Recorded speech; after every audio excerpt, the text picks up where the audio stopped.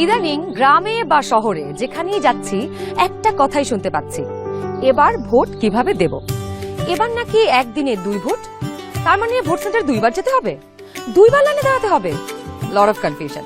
কিন্তু এই সব কিছু নিয়ে আপনার যাবতীয় দুশ্চিন্তা আজ দূর হয়ে যাবে। চলুন দেখি আগামী 13 জাতীয় সংসদ নির্বাচন এবং গণভোটের দিন আমরা কিভাবে ভোট দেব। ভোটের দিন একদম সকালবেলা আপনার ভোট কেন্দ্রে চলে আসবেন। নারী পুরুষ ঠিক এইভাবে আলাদা আলাদা লাইনে দাঁড়াবেন।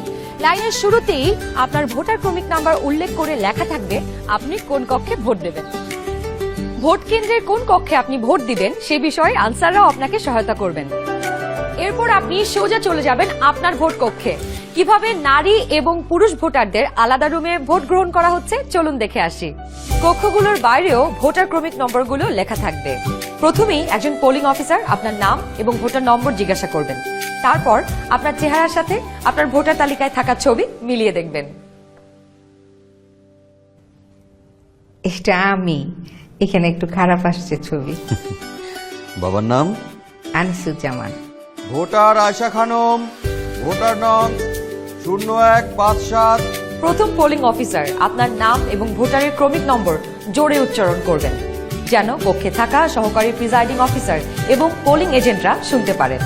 এরপর দ্বিতীয় পোলিং অফিসার আপনার আঙুলে অমোচনীয় কালি লাগিয়ে দেবেন। তারপর আপনি চলে যাবেন সহকারী প্রিজাইডিং অফিসারের টেবিলে। প্রিজাইডিং অফিসার আপনার ভোটার নাম্বার লিখে আপনাকে 2টো ব্যালট পেপার দেবেন। জানি এবার গণভোটের জন্য গোলাপি ব্যালট আর সংসদ সদস্য নির্বাচনের জন্য সাদা কালো ব্যালট। বাহ! ব্যালট পেপার নেবার সময় আপনাকে স্বাক্ষর করতে হবে। আপনি চাইলে টিপসই দিতে পারেন।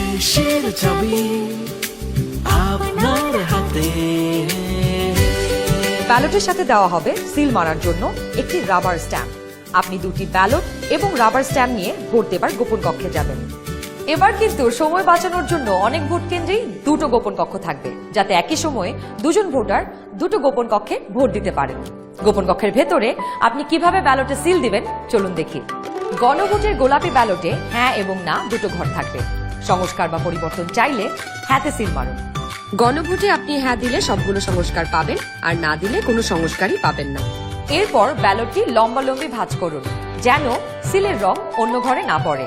এরপর আড়াআড়ি ভাঁজ করুন। সংসদ সদস্য নির্বাচনের জন্য সাদা কালো ব্যালটটিতে থাকা আপনার পছন্দের ব্যক্তি বা দলের মার্কায় সিল মারুন। সিলটি কিন্তু নির্ধারিত ঘরের বাইরে যাওয়া যাবে না।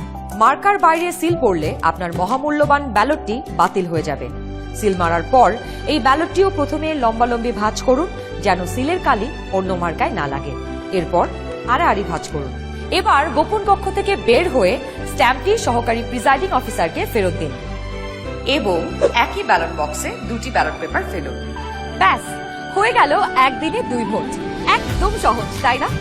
তাহলে নিশ্চিন্তে ভোটের দিন চলে আসুন আপনার ভোট কেন্দ্রে আর ভোট দিয়ে বুঝে নিন দেশের মালিকানা। দেশের চাবি আমাদের হাতে।